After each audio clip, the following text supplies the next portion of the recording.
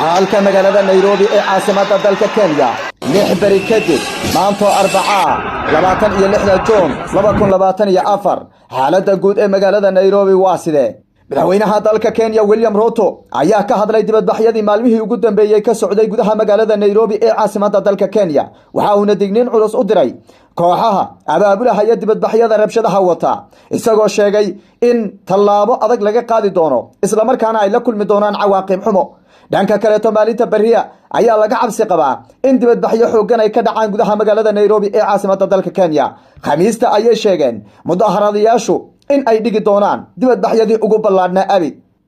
haddaba waxaan qaybtan ku dul istaagi doonaa go'aanka ka soo baxay madaxweynaha dalka Kenya William Ruto iyo sidoo kale digniinta uu u diray kooxaha uu sheegay inay abaabulahayaan dibadbaxayaasha oo ayagu ay dabada ka riixayaan iyo cidda markaasi lagu tuhunsan yahay in dibadbaxyadan ay ka dambeeyaan amarka wasiirka gaashaandhigga ee dalka Kenya mudane Aadan Barre Ducaale uu ku amray ciidamada militariga in ay tagaan goob walba oo lagu tuhunsan yahay in dibadbaxyadu ay gaari karaan iyo waxa ay ka bedeli karaan dibadbaxyadan sii xoogaysanaya iyadoo waliba maalinta bariya khamiista dibadbaxayaashu ay sheegeen inay dhigi doonaan dibadbaxyadii ugu ballaadhnaa abid aadna looga cabsi qabo in khasaaraha dhimashada iyo dhaawaca dhowrkii maalin ugu dambeeyay soo gaaray dadkii dibadbaxayay ama ka dhashayba dibadbaxayaashii inay intii kasii badan karto maadaama ay sheegeen in maalinta khamiista ay dhigi doonaan dibadbaxyadii ugu ballaadhnaa abid iyadana waan dul istaagi doonaa waxaan dhinaca kale iyadana dul istaagi doonaa khasaaraha dhimashada iyo dhaawaca ee ka dhashay dhowrkii maalin dibadbaxyadii ka socday gudaha magaalada Nairobi caasimadda dalka Kenya dhinaca kale waxaynu eegi doonaa xaaladda xaafadda Islii oo shalayto ganacsigeedu inta badan ay xidhnaayeen maanta xaaladda guud hadaba waa sidee waynu eegi doonaa cabsida laga qabo iyo saameynta ay ku yeelan karaan dibadbaxyadan hadday sii socdaan nolosha dadka shacabka iyo sidoo kale isku socodkii degmooyinka magaalada Nairobi iyo sidoo kale saameynta ganacsiga naftigeeda ay ku yeelan karto dibadbaxyadan ka socda magaalada Nairobi ee caasimadda dalka Kenya waynu dul istaagayna soo dhawaada muuqaalka like saara aragtidina noogu reeba qaybta commentiga aynu ku bilownay 6 maalin walow maalmo ay dhaxda aysan dibadbaxyo dhicin ayay hadda laga joogaa maalintay soo bilowdeen dibadbaxyadan ka socdo gudaha magaalada Nairobi ee caasimadda dalka Kenya boqolaal shacab ah ayaa markii hore dibadbaxyadu ay ku bilowdeen waliba aad bay dadka shacabka markii ugu horeysay u yaraayeen xilligii dibadbaxyadu ay bilaabanayeen shacab markaasi si degan u dibadbaxaya ayaa ku bilowdeen dibadbaxyadu wadooyinka waaweyn ee magaalada Nairobi bay iskaga qulqulahayeen iyagoo markaasi boodhar wata isla markaana soo gudbinaya cabashada ay ka qabaan nidaamkan cusub ama kordhinta canshuuraha cusub ee hadda la kordhiyay baarlamaanka hor yaala balse markii shacabku ay dibadbaxyadii wadooyinka bilaabeen ayay ciidamada booliska ee ka hortagga rabshaduhu ay isku dayeen inay xakameeyaan oo markaasi shacabku ay ka hor istaagaan in caasimadda ay soo galaan ama waxa weeye townka ay soo galaan oo wadooyinka halbowlaha iyo sidoo kale wadooyinka soo galo xarumaha dawladda sida baarlamaanka iyo sidoo kale xarumaha kale ee dawladda in ay ka hor istaagaan oo ay ka hakiyaan ayay isku dayeen shacabka ayaa arintaasi ka dhagaadayay kadib ciidamada booliska ee rabshadaha ayaa waxa ay isticmaaleen gaaska dadka ka dilmaysiya ama sunta baashan la tuuray qiiqa leh ayay bilaabeen in ay ku turaan tiya gaaska loo yaqaano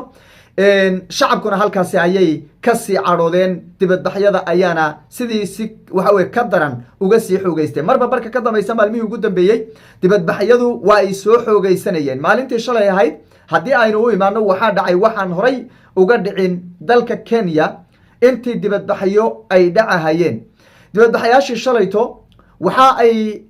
gudaha u galeen gabi ahaanba xaruntii baarlamaanka oo waliba kursigii speakerga uu fadhiisan jiray ama gudoomiyahaba baarlamaanka ama madaxda baarlamaanku ay fadhiisanayeen ayay dad shacaba ka dhax qodbeeyeen oo waxa la arkay iyagoo kaliya iska duubaya oo waxa weeye maartay ka dhax qodbeynaya oo mudane speaker leh waxa sidoo kale ayadana la arkayay dadkii dibadbaxayay oo markaasi jikadii baarlamaanka cuntada loogu karinayay intay gudaha u galeen cuntadii cunahayo oo iyadoo waliba bahaladii ku jirta kulaysooyinka ku jira ay markaasi halkee ku kor cunahayaan ayaa la arkayay xaalado aad iyo aad u fool xun oo runtii argagaxle ayaa shalayto ka dhacday gudaha magaalada Nairobi ee caasimadda dalka Kenya intii dibadbaxyadu ay socdeen dad badan ayaa dhintay shalay ayay ugu badnayd 8 ayaa la xaqiijiyey inay ku geeriyoodeen weliba 5 markii ugu horreysay ayayba geeriyoodeenba 3na isbitaalada ayay ku dhinteen sida warbaahinta gudaha ay sheegahayaan ama ay qorahayaan dhaawacu dhowrkii maalin markii la isku daro 200 ayay kor u dhaafahayaan oo in ka badan 200 ayaa ku dhaawacantay oo dhaawacyo kala duwan leh rabshadahan hadda ka socda magaalada Nairobi intii ay socdeen dibadbaxyadu weli way sii socdaan oo waxay sheegeen weliba dibadbaxayaashan maalinta bari ah in ay dhigi doonaan waa khamiista soo socotay maalinta bari ah in ay dhigi doonaan dibadbaxyadii ugu ballaadhnaa abid in ay dhigi doonaan cabsi xooggan ayaa run ahaantii laga qabaa dibadbaxyadaasi sii xoogaysanaya boqolaalka kun ee shacabka ee ka cadhaysan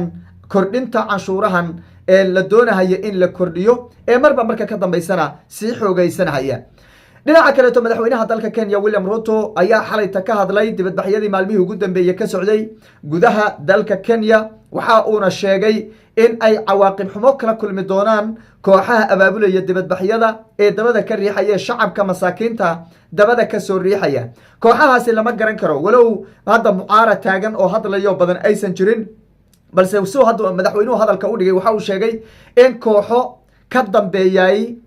dibadbaxyadan oo dabada ka soo riixaya ay jiraan isla markaana tallaabo sharciya laga qaadi doono wuxuu ku tilmaamay madaxweynuhu dibadbaxyadan dadkan dibadbaxaya iyo sidoo kale kooxaha dabada ka riixayaba in ay yihiin kooxo dambiilayaal ah oo qaran dumis ah oo khiyaamo qaran geystay isla markaana lagula xisaabtami doono tallaabo sharciyana laga qaadi doono waxna aysan ka bedeli doonin dibadbaxa ay dhigahayaan mowqifkooda iyo go'aankooda markii laga fiiriyo hadallada iyo sida uu isticmaalahayay Ruto waxay u muuqataa inuu weli ku dhagan yahay go'aankiisa iyo meelmarinta nidaamkan cusub ee canshuuraha ee shacabku ay diidan yihiin ee ay ka cabanahayaan dadka dibadbaxaya ayaa waxa ay sheegayaan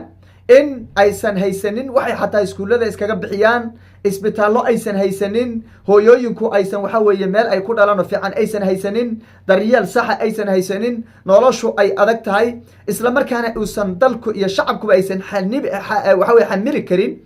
canshuur cusub oo lagu kordhiyo nidaamkana uu dhibaatayn doono mustaqbalkooda jiilka ka dambeeya xataa iyo caruurtooda iyo caruurta kasii dambaysa oo run ahaantii dhibaatayn doono si kastaba go'aanka madaxweynaha dalka Kenya William Ruto waxa uu sabab u noqday in markaasi ciidamada militariga la soo dhoobo gudaha magaalada Nairobi wasiirka gaashaandhigga ee dalka Kenya mudane Aadan Barre Ducaale oo ahna run ahaantii saaxiibka ugu dhow William Ruto waa madaxweynaha dalka Kenya Kenyaankuna ay ku tilmaamaan milkiilayaasha dawladda hadda jirtay inay yihiin labadaasi nin ayaa isagana waxa uu amar ku bixiyay ciidanka militariga iyo kuwa booliska laamaha amniga ee kala duwan in ay talaabo sharciya ka qaadaan cid walba oo markaasi xadgudub ku samaysa wadooyinka dhismayaasha ama markaasi dibadbaxyo rabshadeed bilowda ama samaysa in talaabo sharciya laga qaado marka la isku fiiriyo go'aanada ka soo baxaya madaxda dawladda iyo sidoo kale sida ay uga go'an tahay in dibadbaxyada ay ka hortagaan iyo hal go'aanka adag ee ay ku dhagan yihiin shacabka dibadbaxaya waxay u muuqataa haddii aan xal loo helin in dhibaato tii maalmihii ugu dambeeyay dhacday mid ka weyn ay dhici karto balse waxaan rajaynaynaa in xal nabadeed laga gaadho xaaladan sii cakirmaysa ee ka taagan gudaha magaalada Nairobi ee caasimadda dalka Kenya walow degmooyin kaleeta iyo gobollo kaleeta naftarkeeda dibadbaxyada laga soo sheegay laakiin meesha ugu daran waa indhihii dalka Kenya oo ah caasimadii dalka Kenya oo dibadbaxyadu run ahaantii ay ka socdaan walaa xoogan bay dadka shacabka ku nool magaalada Nairobi ay ka qabaan dibadbaxyadani run ahaantii dhowrkaasi maalin ay socdeen wuxuu saameyn dibadbaxyadaasi uu ku yeeshay dhinaca ganacsiga dhinaca isku socodka dhinaca waxa weeye dadkii shaqaynayay ee danyartaha oo run ahaantii ay ka xidhan tahay goobihii ay ka shaqaynayeen marka dalka ma xamili karo ama dadku ma xamili karaan dibadbaxyo intaasi maalmo ka badan sii socday waxaa la rajaynayaa oo si waxa weeye shacabka inta badan ay rajaynayaan in xal waara laga gaadho xaaladan ay isku haystaan shacabka iyo sidoo kaleeto dawladda dalka Kenya ay isku haystaan oo ah canshuurahan la kordhiyey ee baarlamaanka hor yaalla ee la doonayo in ay baarlamaanku akhriyaan loona gudbiyo madaxweynaha dalka Kenya William Ruto si uu u saxiixo arrintan jaranjarooyin badan bay soo martay haddase laakiin waxay hor taallaa baarlamaanka oo akhrinahaya markii ay akhriskooda dhameeyaan waxay u gudbinayaan madaxweynaha dalka Kenya oo isagu saxiixa ugu dambeeya yeelanaya. shacabkuna waxay u dibadbaxayaan, waxay doonayaan in ay hakiyaan saxiixa ama gudbintaba baarlamaanku ay gudbinayaan ee madaxweynaha loo gudbinayo ee isagana uu saxiixayo ayay doonayaan in ay ka hortagaan. waynu eegi doonaa dhinaca kale to haddii aynu eegno ganacsiga guud iyo isku socodkii magaalada Nairobi inteeda badan way kala xidhan tahay. cabsi xoogan baana dadka run ahaantii ku jirta, walow saaka sidii shalay aysan ahayn oo dukaamo badan iyo goobo badan oo ganacsi oo furan ay jiraan, balse waxaa jira xaafado aan markaasi aad iskugu gudbi karin ayaa jira, weli cabsi ayaa taagan. dhinaca Islii marka aynu u imaano oo Soomaali badani ay ku nooshahay, maanta ganacsigoodu waa furan yahay, si xora ayay u wada furteen, walow shalayto ay xidhnayd magaaladu oo inta badan ay xidhnayd, balse maanta xaaladdu sidii hore way ka degan tahay. maalinta beriya ayaa si weyn loo hadalhayaa ee Khamiista oo aad looga cabsi qaba in dibadbaxyo ballaaran ay ka dhacaan gudaha magaalada Nairobi ee caasimadda dalka Kenya. waynu eegi doonaa daawadayaal wixii ka soo kordho muuqaaladeena dambe ayaan idinkula wadaagi doonaa hadduu Ilaahay yiraahdo.